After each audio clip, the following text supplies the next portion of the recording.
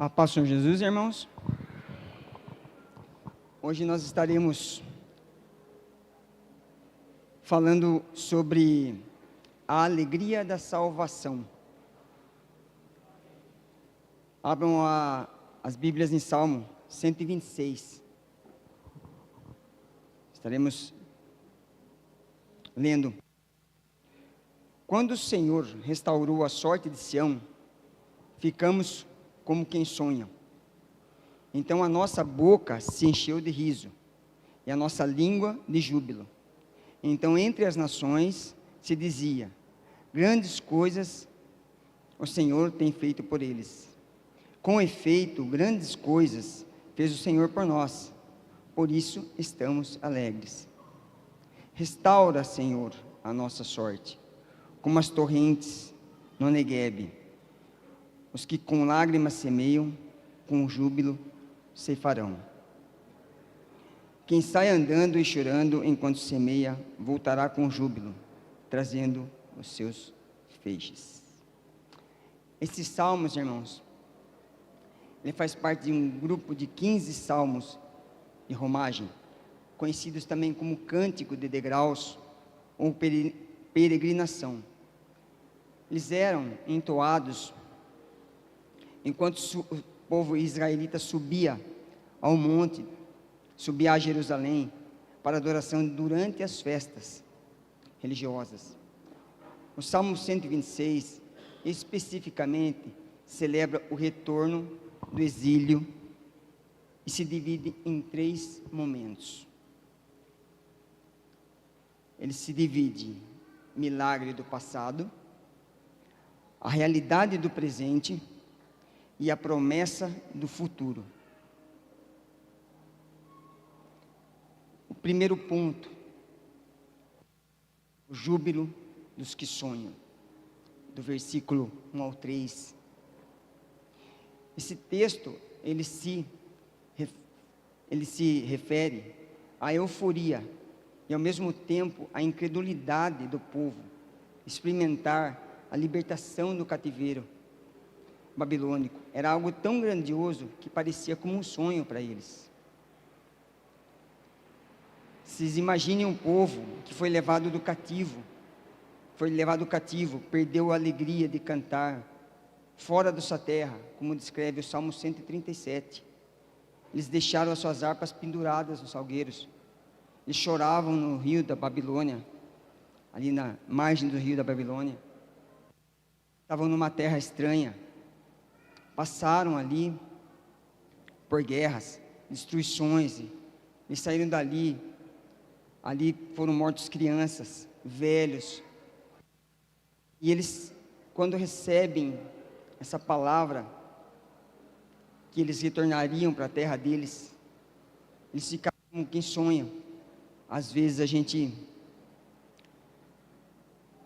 recebe alguma coisa de Deus e a gente não espera aquele milagre que a gente pediu, e a gente fica abobado, se belisca, será que é verdade? E Deus interviu, moveu o coração do rei Ciro, para libertar o povo. Quando Deus intervém, Ele faz o improvável. Isso mostra, a nossa alegria deve ser visível. O crente, meio à luta, ele tem que estar sempre feliz, sempre alegre. Eu sei que passamos por luta, não é fácil, mas temos que estar ali. Acho que foi a Ana que falou alguma coisa sobre essa felicidade, essa alegria, transpor isso. As nossas dores passadas servirão de testemunho do poder para os outros. Nós temos aqui algumas pessoas que passaram por isso quando eu vim na igreja, e vi alguns casais passarem por lutas e dificuldades em relação à doença, e eu vi que essas pessoas, mesmo em luta, elas estavam louvando e adorando a Deus. Por dentro, elas estavam, acredito, com aquela luta, aquela dor, mas por fora, elas estavam alegres, mostrando alegria em Cristo Jesus. E hoje elas estão aqui, curadas para o nome do Senhor Jesus. E o que eu tenho a perguntar com essa primeira parte? O que Deus tem feito por nós? Qual é a restauração que você precisa hoje? Seja ela espiritual, emocional, física, financeira ou familiar. Às vezes, tem pessoas que estão com problema familiar, que ali dentro da casa não se consegue um diálogo. Ou às vezes o filho ou a filha está com problema.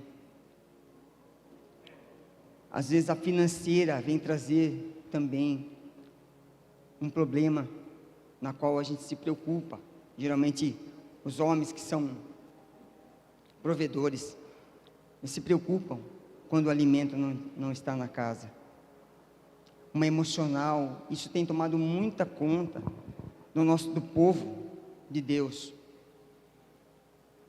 As emoções, os traumas, como o Rony tinha comentado, os traumas dele, que Jesus curou, e muitos outros, a insegurança, o medo, como foi falado agora, e a espiritual.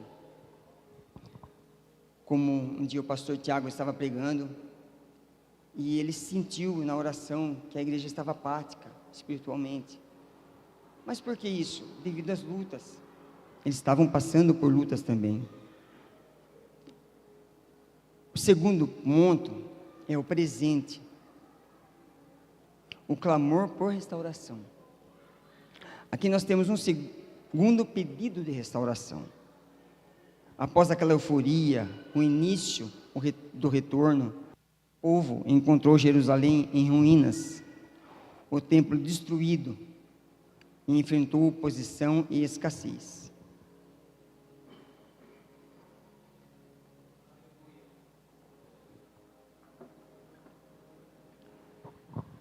O entusiasmo deu lugar a trabalho árduo e ao desânimo. Você imagina um povo voltando, todo alegre, estamos libertos, chegar na terra e ver a terra desolada. Foram 70 anos de cativeiro, mais 72 para reconstruir tudo aquilo. E se a gente for buscar e ler a palavra de Deus, nós temos os profetas, temos Esdras, temos Neemias. Foi nessa época onde eles relatam essa passagem, para não prolongar. Então, quando vocês lerem, vocês vão lembrar dessa parte. Então, eles vêm cantando isso.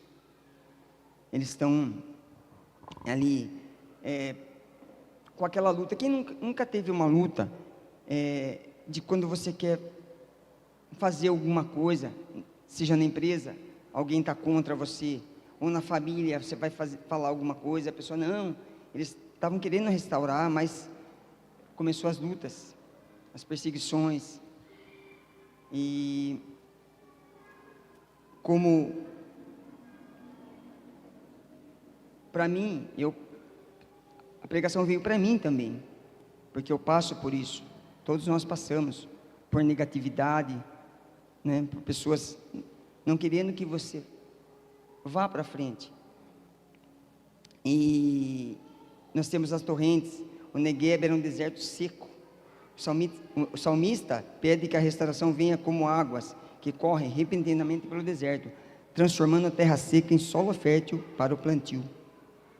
O Negueb floresce de forma incrível quando as águas chegam, reforçando a ideia que Deus pode mudar cenários impossíveis, como fez com eles.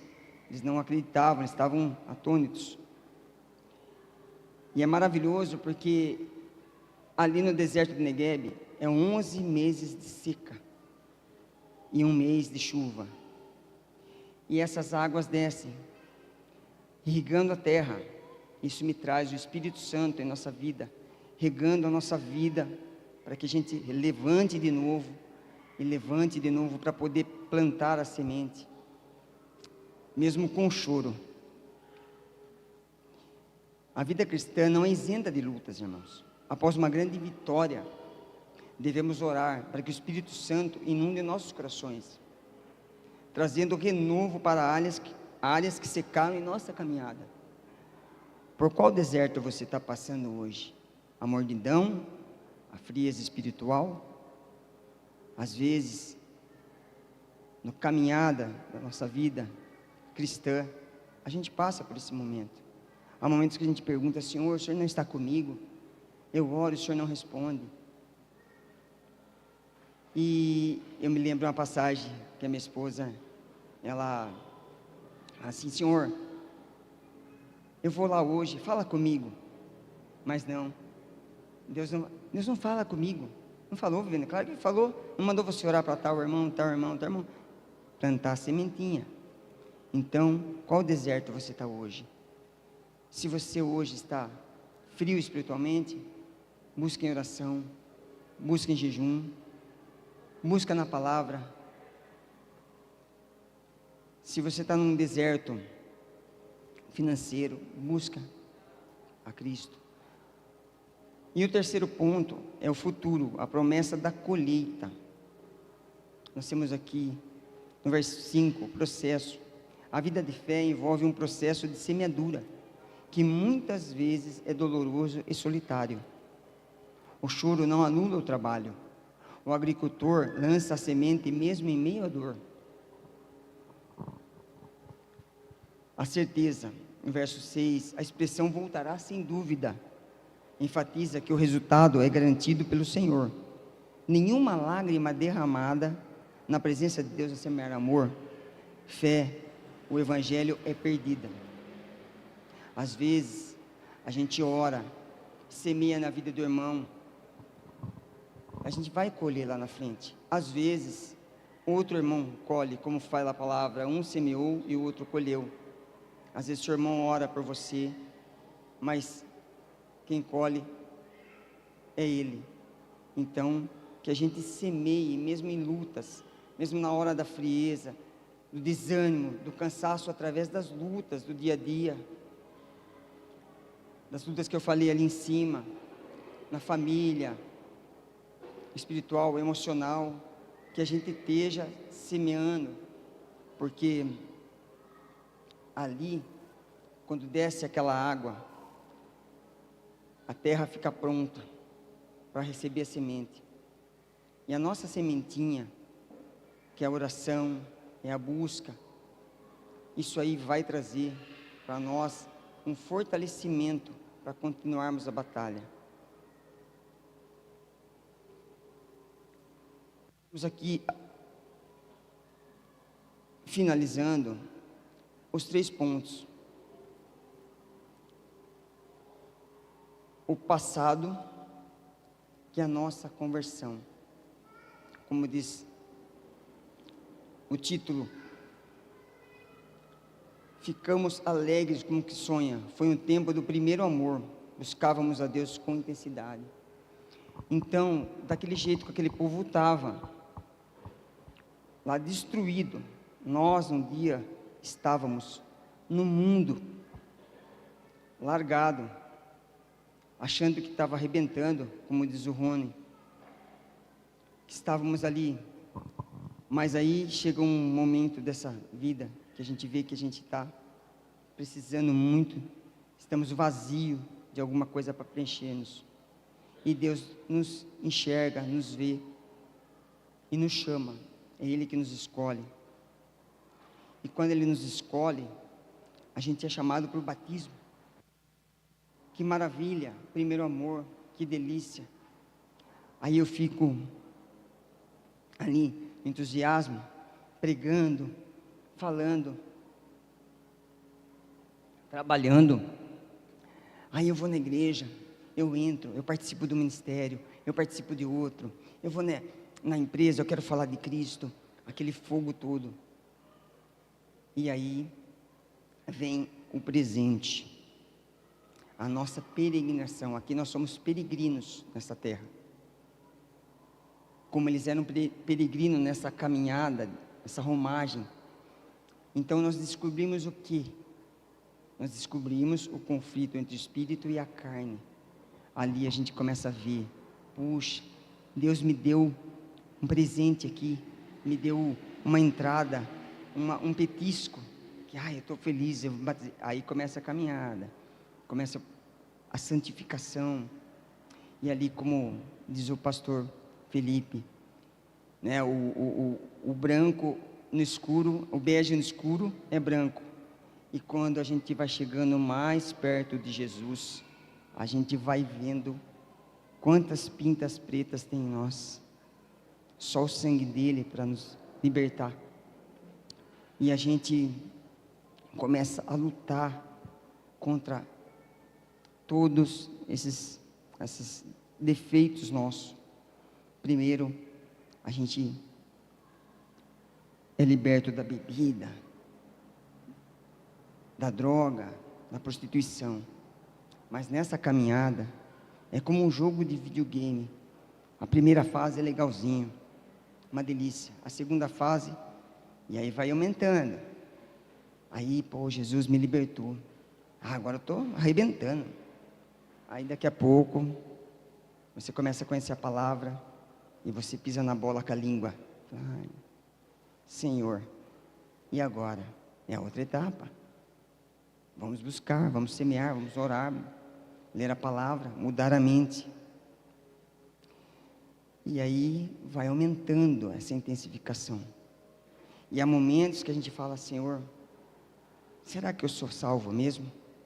Você até duvida, como eles lá duvidaram, né? Eles ficaram tão atônitos, né, com aquela certeza, e duvidaram ao mesmo tempo, né, dessa maravilha deles estar voltando para a terra deles. E esse conflito vai indo, mas não podemos parar, irmãos. Por isso que temos que estar juntamente com os irmãos, buscando uma ajuda do outro, em oração, na palavra, se alimentando a cada dia, a cada dia, a cada dia, e repete, no outro ano se repete, e a gente busca, a gente lê, para que a gente possa suportar a luta no tempo de peregrinação nesta terra. E por fim, nós temos o futuro, a nossa redenção. Que maravilha é saber que depois de tudo isso, um dia nós encontraremos Cristo. Temos a certeza da volta de Jesus. Ali não haverá mais choro, dor ou tristeza. Porque aqueles que semeiam com lágrimas hoje se farão com alegria na eternidade. Que a gente não deixe de fazer isso. Não desista no caminho, não deixe as lutas, os traumas, tudo aquilo que impede a gente de chegar a Cristo. Que não desistimos, que não venhamos desanimar. Vamos passar por isso sim, que cada dia tem uma luta. Seja no trabalho, seja na igreja, seja na família. Seja no nosso interior, que é o mais difícil. Para mim é o mais difícil. É o matar o eu. É tão difícil matar o eu, irmão. O orgulho toma conta do nosso coração. A falta de perdão. Tudo isso vem trazer essa dificuldade em nossas vidas. E que a gente fique firme, como eles ficaram, semeando para poder colher mais tarde. Vem com seus feixes alegres e felizes. Quão maravilhoso é andar com Cristo, porque só Ele nos sustenta em nossas dores. Amém.